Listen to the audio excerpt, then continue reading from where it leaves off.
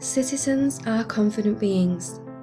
This human being is so caught up in the monetary system that it is parallel to reality, with himself, with internal organs, senses, with the universe. This human being observes through definition instead of defining through observation. It is opposite to science. Just think about this. We are on a huge sphere. Sphere because that's how we defined this form, and we see this form like that because the visual sense doesn't help us to see more than that. For instance, the magnetic field of the Earth. So, we're standing on this giant sphere, among other such forms in a formation called the solar system, in an extraordinarily big galaxy. One galaxy among billions of galaxies, all in a vast darkness. How can you be so confident in this situation? More than likely, you don't realise. A father will always be confident about his parent and teacher status. He will give advice, although he has no idea about psychology or how behaviour is developed. He will be a mirror of the culture, and he will teach his son to fish, to pick up girls, play sport, to do what the father likes or what is found in the culture they belong to, and teaches the son because he's confident about his father's status. A faithful man is extremely confident that God exists. A mother is confident that her daughter is the smartest girl in the world, that she's the best cook, or that she is a very good mother. A student who learns very well at school is confident in the educational system and even is proud of his grades. A businessman is confident about his business and economy. An actor is sure that he creates art. Art is a word with personal meaning, but considered universal. But the believer does not ask if the story is real. The mother doesn't ask what intelligence is, from whose point of view, what taste is, or what she understands about being a mother. The student doesn't ask what is the purpose of the educational system. A businessman does not ask what money is, who invented it, and what the monetary system is. An actor doesn't ask what he is actually doing, and those who appreciate art don't ask what art really means, or which point of view is better. Art is art. Does it matter when it was done, how, and by whom? What really matters in art? Most people on the planet Earth only scratch the surface of a subject. Once you ask yourself and investigate, you will be shocked by what reality will reveal, but it will make sense. All these monetary system citizens live, unfortunately, in a blind faith. Actually, to believe in something, to have faith, is like betting on an unchecked idea and guide your life by it. It's the riskiest thing you can do. The monetary system created these jobs, these fixed characters, and people jump in to fit one and behave like the character's description. For instance, even those who oppose the monetary system are rushing to fit into organisations, groups, activists, militants, rockers, rappers.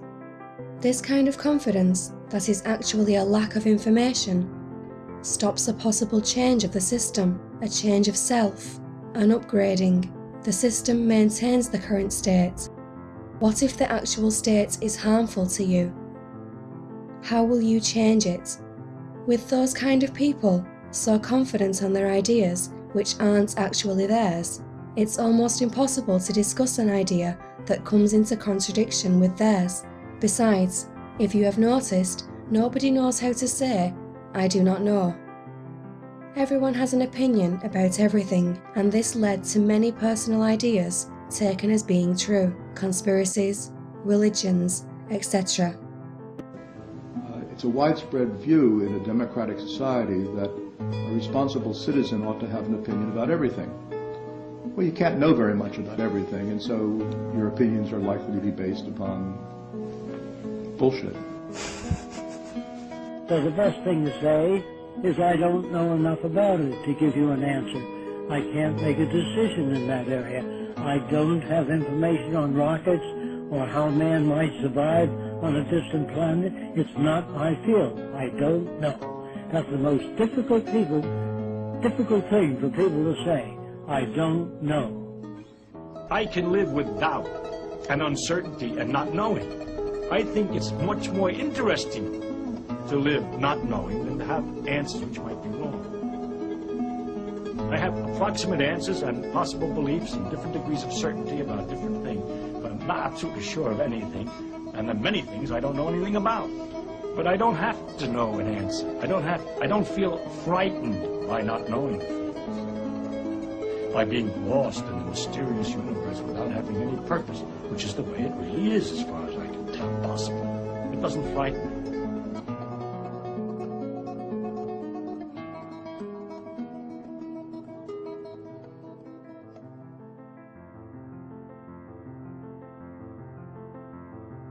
You're taught in school that everybody should have a right to their own opinion. Is that right? Mm-hmm. Okay. Now, suppose you lived across the way from me, and I see 10 guys coming out of your apartment, and I have a right to my own opinion.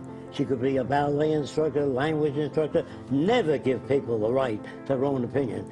If their own opinion is sane, and I say, what's going on there? I honestly don't know. She could be a language instructor, a ballet instructor, but if you give everybody a right to their own opinion, you think man will ever get to the moon? Nah, not in 1,000 years. I'm not interested in that. Are you a rocket expert? Do you know anything about space travel? I don't want your opinion. And so that's why we have so much trouble with people, because they do not have a common way of seeking information.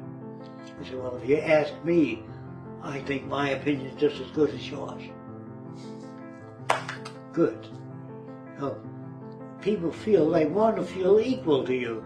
They say, that's your opinion. Now I'm going to give you mine. See? So they think one opinion is as good as another. And that's valid amongst people that don't know how to check things out. It is very possible that this state is really a reaction of the body, a theory that sounds shocking, but it's as real and demonstrable as it can be. We'll talk about this a little bit later.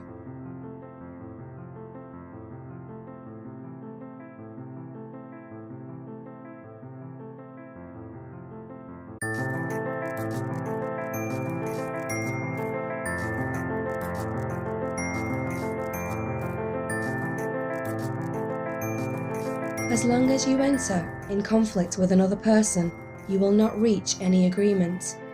Both will try to defend their idea and will not be paying attention to the other.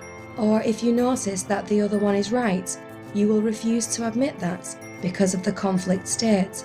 The solution is not to get into a contradictory conversation, that is, through definition, a conversation that will not lead anywhere. A discussion is different, and when you come across such people, give them the word. I mean, if you meet a man who is faithful and believes in God, then ask him how he believes and from where he had the idea.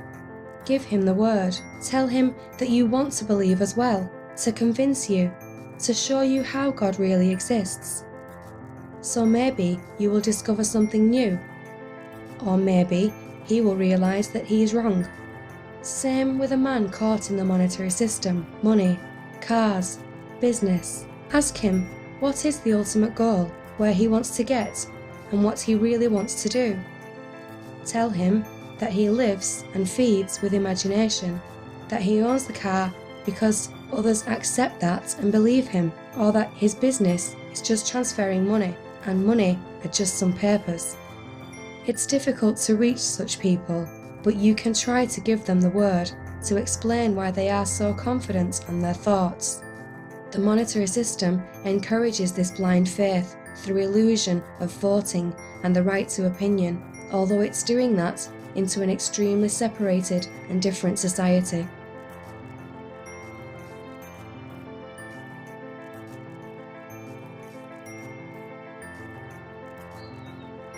You've heard all this, you as a human being.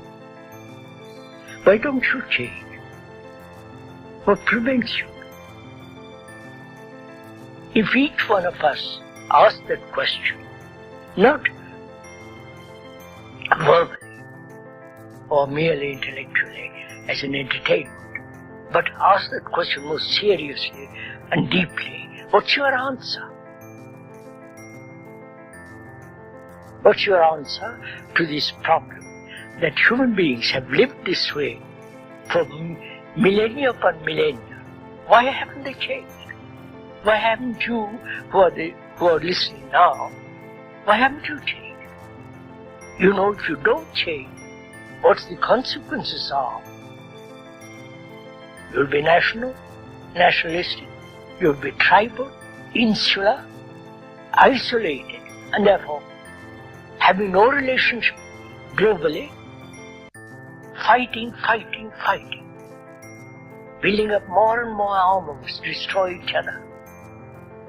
Now, why don't you, if you are at all serious in this matter, why don't you ask yourself that question?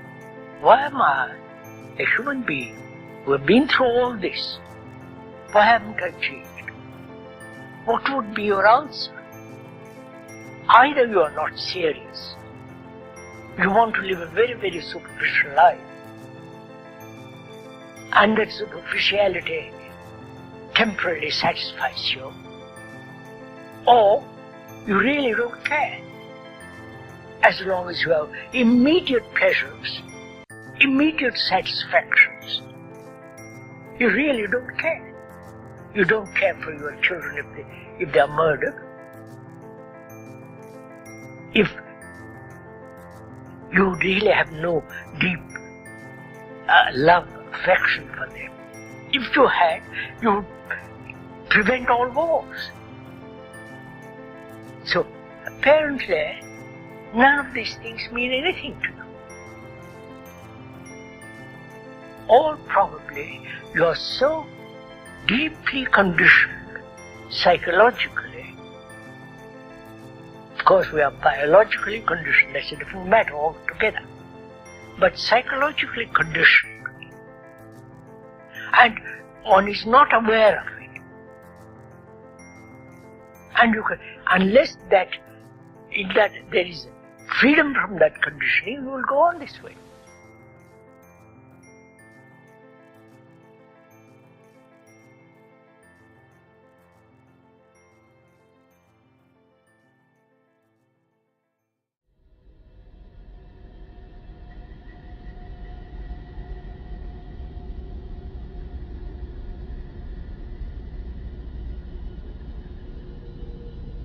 It's funny, but amazingly shocking, how people can be so confident in a situation where they know just a fraction about the environment, about their body, about the planet Earth, or the universe.